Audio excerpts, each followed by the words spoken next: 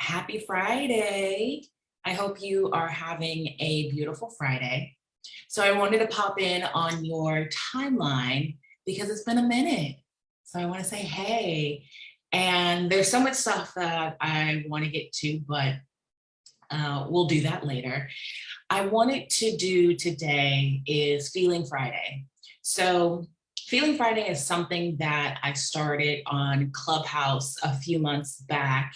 And it's really about kind of this being this safe space, this kind of proverbial campfire where, you can share your emotions. I can share my emotions. I likely will share my emotions. And it's like you're writing it down in the fire, and you're writing it down on paper and then tossing it in the fire and letting it go, letting it not hold you back. So I wanted to do this live with you, video, and let's have a chat. So this morning I am reminded of my grandmother, and she had a radio broadcast, and every day she would start the broadcast saying, "Today is the day that the Lord has made. Once again, let us rejoice and be glad in it. Oh, I tell you, today is another day that God has woken us up to do something special this morning." And that resonated with me this morning as I got up, and with it being Feeling Friday, in all transparency, had some heavy emotions yesterday, dealing with feelings of sadness, feelings of maybe feeling stuck, maybe lost in there, some confusion. And I wanted to share this, and I wanted to be vulnerable with you because I have these moments too.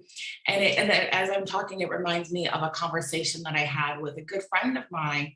When you think about feelings and emotions in other languages, it's not something we personally identify like we do in English. Like normally we would say, "I am sad," or "I am happy." So that merges you with the feeling. So you then become the feeling. And crazy thing about that is that causes a lot of problems versus when you were in the person I was talking to, I was speaking Swahili, and it was, you add to my happiness, or I have sadness. So I love thinking about feelings like that. It's a temporary friend or buddy who's with you at that moment who will leave, and a feeling is not who you are. So that's part of my Feeling Fridays. And so I'm reminded by her because, like I said, yesterday was kind of heavy for me. That's one of the reasons why I'm wearing my sweatshirt, "The World Needs Your Prismatic Soul." It's another way to remind yourself. So when you are feeling down, or when um, you're really attached to the feelings, because that's what it is. When you really have that emotional attachment to your feelings, they can make you sad. They can make you eat more comfort food. They can make you drink more alcohol. And crazy thing is, generally that just kind of makes the cycle worse, or it makes the feelings worse. Yes, it might mitigate them for a little bit, but then when you really sit in those feelings, it becomes something larger than what it was before we started self-soothing. And so yesterday I sat in them. I sat in the uncomfortable space. I sat in the feelings. I let out tears if tears needed to come, because I know the importance of being there and knowing that this is not me. This is a feeling I'm having, and it's obviously attached to a particular situation or circumstance, right? So really reframing how you view your emotions or feelings is super helpful when it comes to emotional regulation. So that's why I like to do like this Feeling Friday. So I would do it on Clubhouse. People would join, we talk about our week, the good, bad, and ugly. And it's really about a time to let go. And I find that often that's what we're missing, is the ability to let go of that feeling emotion. Again, in English, it's "I am sad," so it is me. But in other languages, think about it. I have sadness. So that means if you're having sadness right now, if I'm holding on to sadness, and I can easily let it go, I can release it back into the universe for somebody else who needs that sadness to have the sadness, or for somebody else who needs that happiness to have that happiness. So that, her voice is still ringing in my ears, and it's great that I have a lot of her recordings, and I can hear the comfort in her voice, but most importantly, I get the wisdom from her radio show. So it was a radio ministry where she talked about everyday problems, kind of like what I do. So I think it's a beautiful thing to have. So like I said, I started Feeling Friday few weeks or month or so ago, and wanted to bring this to you live. And I wrote a blog post about, gosh, it may have even been a year or two now, where I talked about our feelings are fickle. And the reason why I say that is because our feelings are based on past triggers, past trauma, past emotions, past happy moments, and they're fickle. And so anytime your brain perceives a situation like what it's seen before, then it wants to protect you. So if it's senses it as bad, then you might feel sadness, or you want to protect yourself, or cry, or get angry or upset or whatever. And so there's a study done where it says the average person perceives 90% of the day. So 90% of our day, we are wrapped up in our emotions. And the crazy thing is that our emotions they're neutral. There are really no such thing as a bad emotion or a good emotion. It's really about the energy that we've given into the emotions. So when you're able to let go of an emotion, or even assign an emotion like sadness, let's say when you feel sadness, or you've identified something that you would say is sadness, you can work on even changing your response to that. So maybe in sadness, you don't cry anymore. Maybe in sadness, you can just be neutral. You can just sit in it and feel it, as opposed to cry, get angry, or what have you. I think it's really important to feel emotions. I definitely feel as though they are signs and triggers sometimes. And sometimes that means that you need to do some self-healing, or do some loving in that area, depending on the emotion. But at the same time, don't get too caught up in the emotion itself to where it is basically taking over your life, right? You're doing things just out of emotion. It's just reaction. It's not a conscious thought process. And so with that, again, it's Feeling Friday. So think about an emotion, a really strong emotion that you had during this week. What was it? Was it happiness? Was it sadness? Was it anger? Was it fear? I think Harvard classified there's 27 different emotions, distinct emotions, I should say. So what emotion did you feel? Was it this week? Was it this morning? Was it right before you even saw this video that you had a strong, maybe visceral reaction, emotion to something that really got you charged one way or the other, whether it's positive or negative? What was that? Think about that. And as you think about it, try having just awareness of it, feeling do you feel your heartbeat racing? Is it going faster? Are your palms getting sweaty? What is happening to you and your body when you even think about the emotion that you had in the past? And that's crazy, right? Just thinking about it, even, with think happy thoughts, right? Why do we think happy thoughts?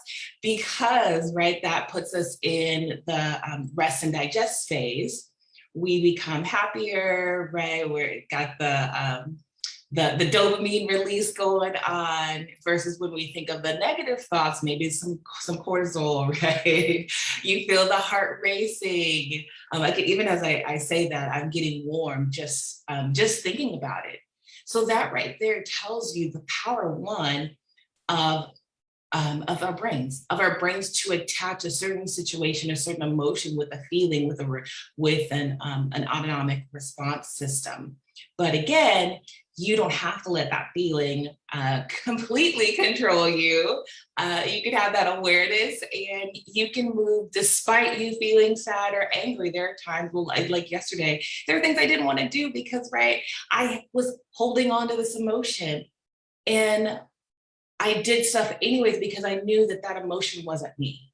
I knew that this emotion was temporary. And like I wake up this morning and I feel fine and I feel great. And yes, you know, those quote unquote problems, issues, challenges are still there, but I'm no longer holding on, you know, to that emotional baggage.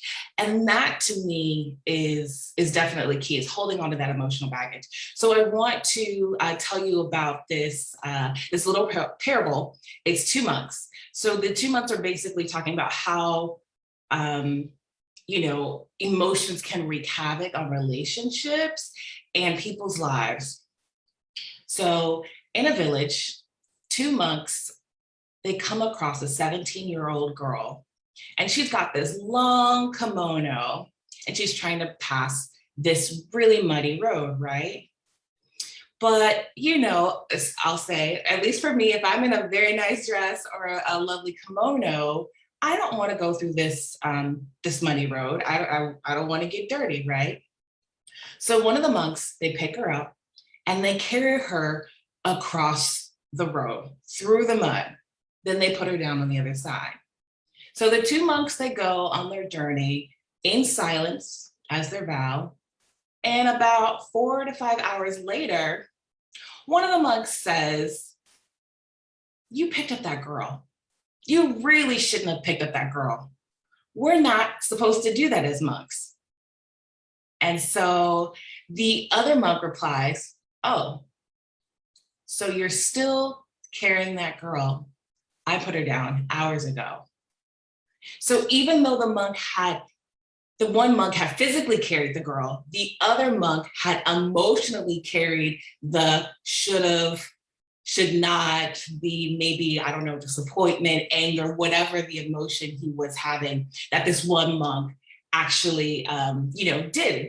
They weren't supposed to do it. So again, when I ask you to think about emotion that you've held on for this past week or from this month, something that comes to your mind, or get you the first thing that comes to your mind. It may not have been something so strong, but for whatever reason, it wants to come up right now.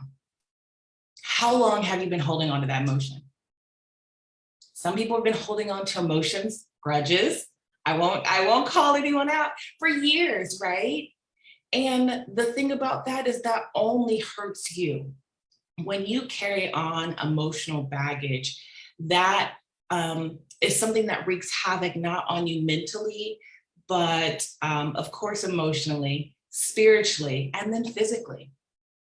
That is a stressor. And as we all know, and something that I've studied greatly, is the impact of stressful situations have on our mental, our emotional, and behavior well-being. And if we aren't able to develop positive coping mechanisms to deal with that, then that presents itself and manifests itself in chronic health diseases. So think about that. A grudge that you could be having from 5, 10, 20 years ago plays on your physical self. You are robbing yourself of years of maybe more time with your loved ones because you were holding on to a grudge. And so one of the things that I do, and I think this is because the way my brain works, is I really think about the situation. If I'm sensing an emotion in myself, especially if it's an emotion of anger, right? Is it really worth it? Is it really worth the havoc that it's going to do to my body? Is it worth taking years off my life? Is it worth high blood pressure? Is it worth diabetes? At the end of the day, the answer for me is no. And so I let it go. Granted, there are some things that I have to keep asking myself or keep reminding myself, okay, is this really worth your health, your well-being, your happiness? And again, the answer is no. Some things, like I said, are easier to let go than others, but it takes being able to recognize one, the emotion, recognize what it does to your body. And then the third thing, that you have the power to get rid of it. You have the power to let go of the emotion. You have the power to let go of that control over your life, over your situation, over your relationships, over your future. A lot of times too, we hold on to emotion, and that impacts our ability to be able to maybe love again, to start a new job, to start a new business, because we're still holding on maybe the fear, the resentment from something that happened to us in the past. And so I just wanted to let you know that you don't have to. You actually have a choice. And it may not seem easy right now, but I promise you, with the right tools, practice, you will get to a point where you, in the moment, I have this, in the moment, I feel an emotion rising. Someone might do something that triggers an anger, and I feel the anger and I'm able to stop it. Okay, we're good. It's not worth it. And from there, you're able to start changing your responses to certain stimuli.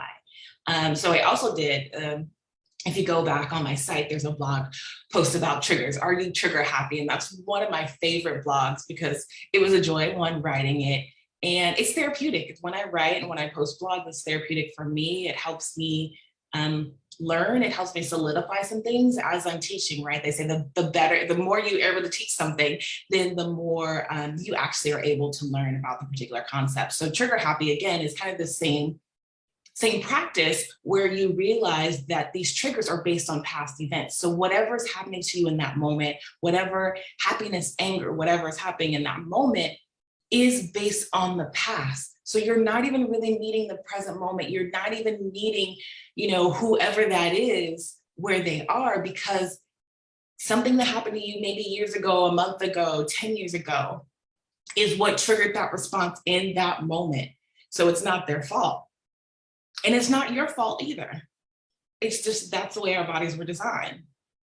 And when you have that awareness about a certain trigger, then that gives you the power again. It gives you the power to be able to change and shape your response. So you don't have to go around being trigger happy, as I like to say.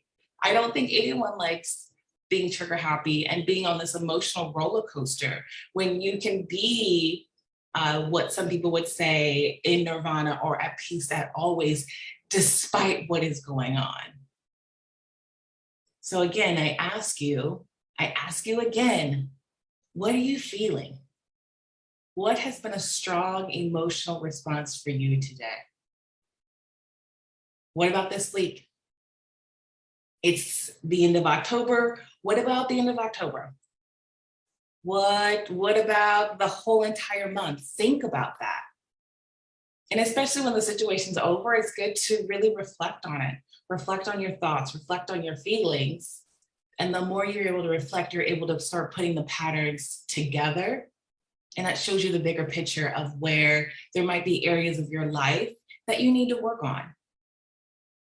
And I am totally here as a resource. That's one of the reasons why I started Prism Vibes. And then if you're not in the group, join the group, the Vibers, where I really am here to empower you to break free of all limitations, so you can live a life way beyond you ever expected. And the reason why I know is because I've been there, done that, and then have helped other people do that too. The day you realize that you have the power to control your life, that you are a co-creator, and you don't just have to live by somebody else's rules, by society's standards, that you actually can create an environment for you, that is a day of complete and utter freedom. Because you realize the people that you have in your life, the things that you were doing, you could change at any single moment. And that is a beautiful thing to do. So again, I ask you, what are you holding on today in this moment that you can honestly let go of?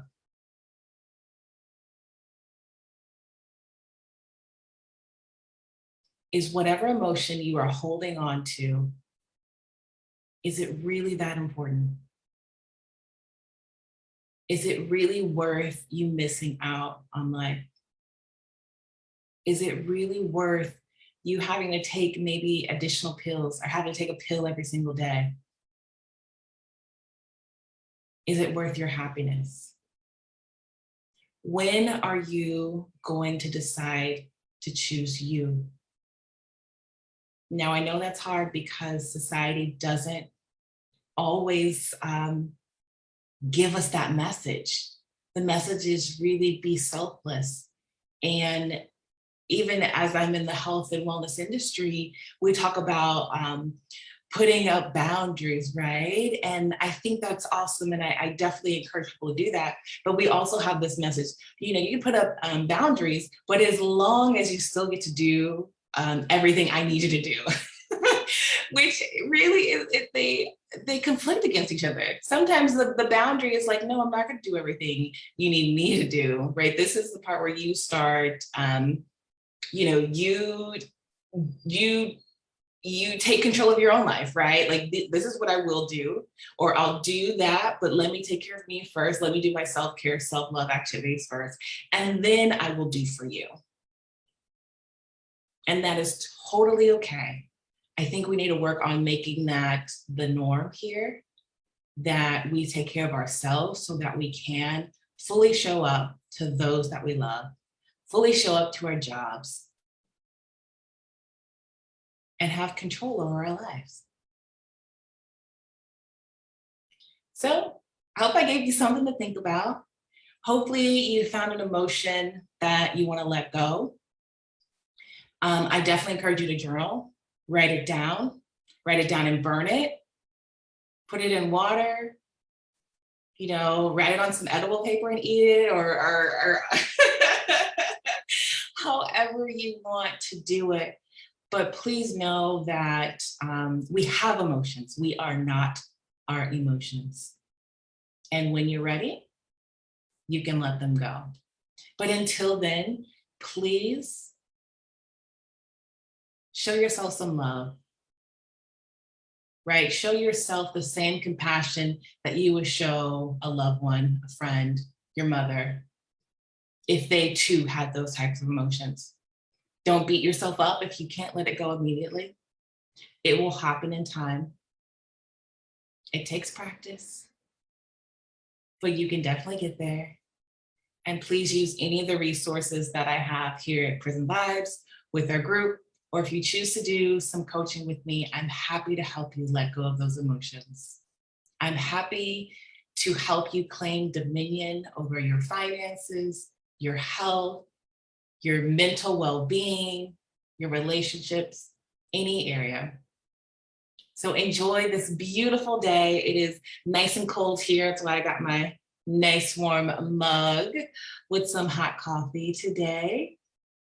So have a beautiful day. Know that I love you and that you matter no matter what. You are important.